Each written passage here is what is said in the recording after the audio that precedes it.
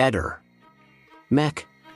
Pallister. Il caso di Liliana Resinovic ha suscitato forte interesse e preoccupazione, non solo per la tragica fine della 63enne di Trieste, ma anche per le circostanze misteriose che circondano la sua scomparsa e il successivo ritrovamento del suo corpo.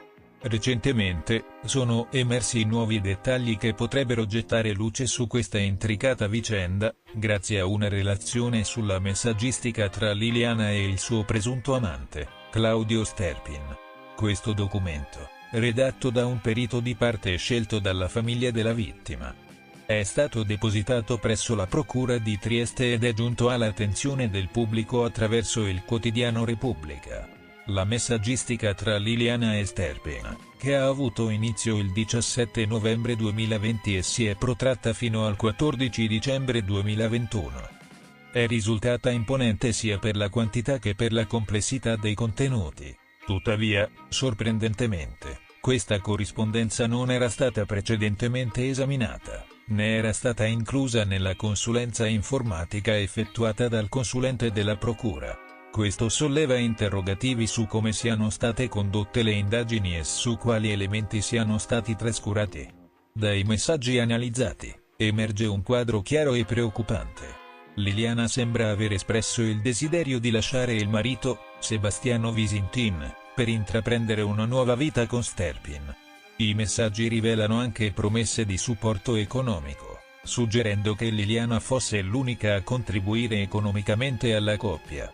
Inoltre, i due comunicherebbero utilizzando un linguaggio in codice, fatto di abbreviazioni e numeri, per nascondere i contenuti delle loro conversazioni. Per esempio, Camera ha utilizzato per significare ciao amore mio, mentre la sequenza numerica 3 gennaio 11 corrisponde alle lettere C, A e M nell'alfabeto. Un messaggio particolarmente significativo è stato inviato da Liliana a Claudio il 13 dicembre 2021. Il giorno prima della sua scomparsa, in relax pensando a Doman AM. Un altro messaggio inviato lo stesso giorno recitava: ok sono tenace finirà 13. Queste frasi sollevano interrogativi sulla possibile fine del suo matrimonio e sull'inizio della sua vita con Sterpin, il quale ha confermato che il 19 dicembre era stato fissato come il giorno in cui avrebbero iniziato a convivere. Questo giorno era considerato speciale, poiché coincideva con il 40° anniversario del loro primo incontro. Tuttavia, il contesto di questi messaggi si fa tragico, poiché Liliana era già scomparsa da giorni quando il 19 dicembre 2021 è stata trovata morta in un boschetto vicino all'ex ospedale psichiatrico di Trieste, il 5 gennaio 2022. Le indagini successive hanno rivelato segni e lesioni sul suo corpo, suggerendo che potessero essere stati causati da terze persone, con traumi compatibili con colpi, come schiaffi.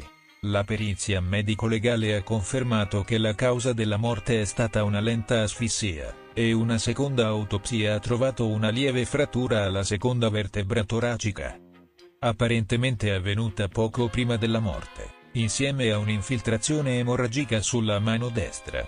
Questi nuovi sviluppi aggiungono ulteriori strati di complessità al già intricato caso di Liliana Resinovic, sollevando interrogativi su chi possa aver avuto un ruolo nella sua morte e su quali dinamiche si siano svolte nei giorni precedenti alla sua scomparsa. Le indagini continuano, mentre la famiglia e l'opinione pubblica attendono risposte su questo tragico evento.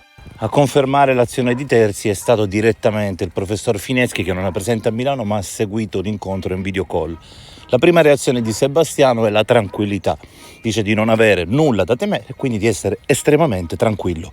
Ehi, non dimenticare di iscriverti a questo canale.